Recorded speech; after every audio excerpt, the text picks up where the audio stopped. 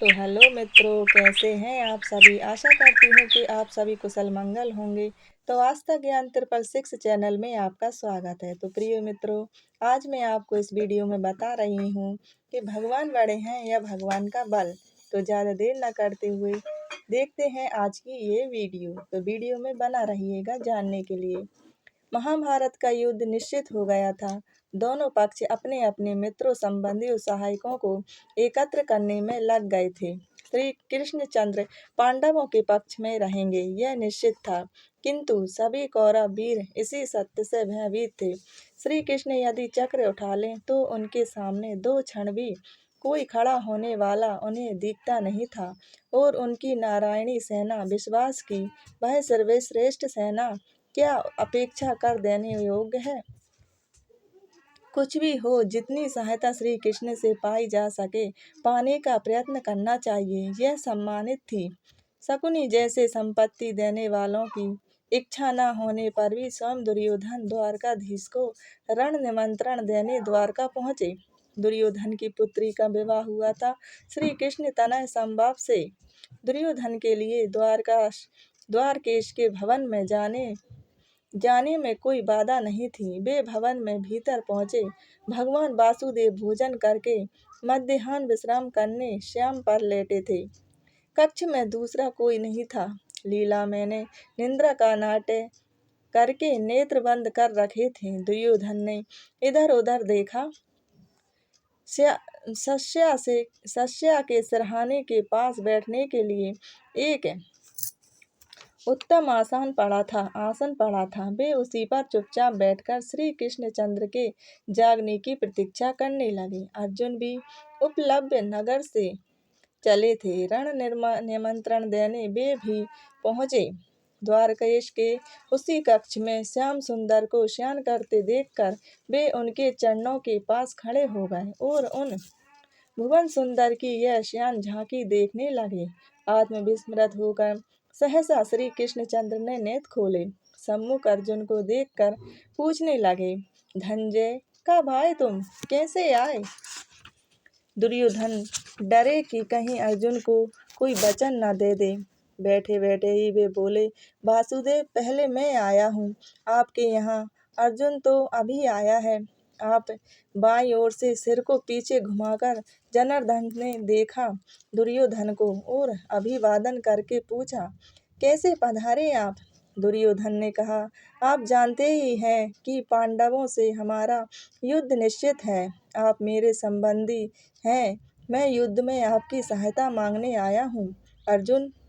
तुम अब अर्जुन से तुम पूछा गया तो वे बोले, आया तो मैं भी इसी उद्देश्य से हूँ।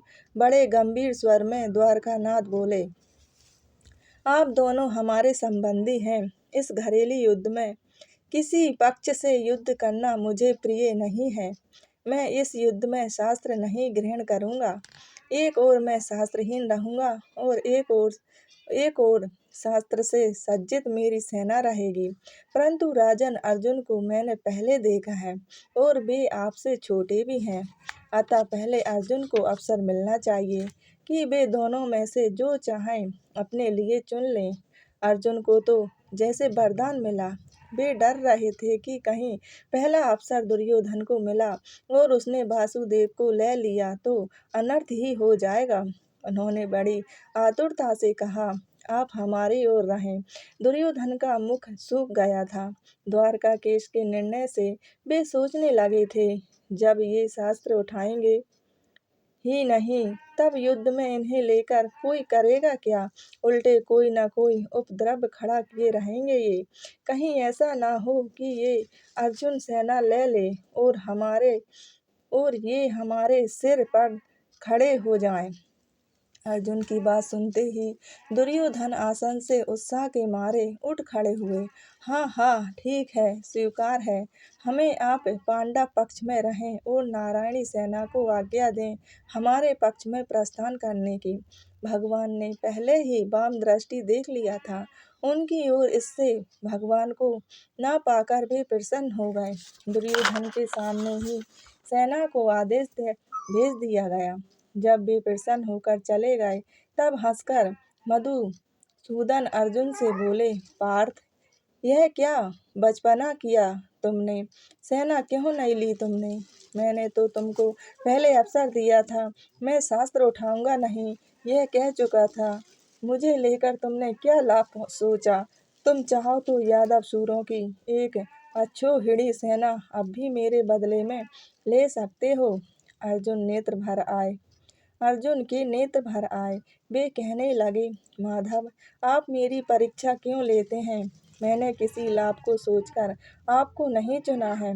पांडवों की जय हो या ना हो, किंतु हम आपको छोड़कर नहीं रह सकते। आप तो हमारे प्राण हैं। आपसे रहित आपका बल हमें नहीं चाहिए।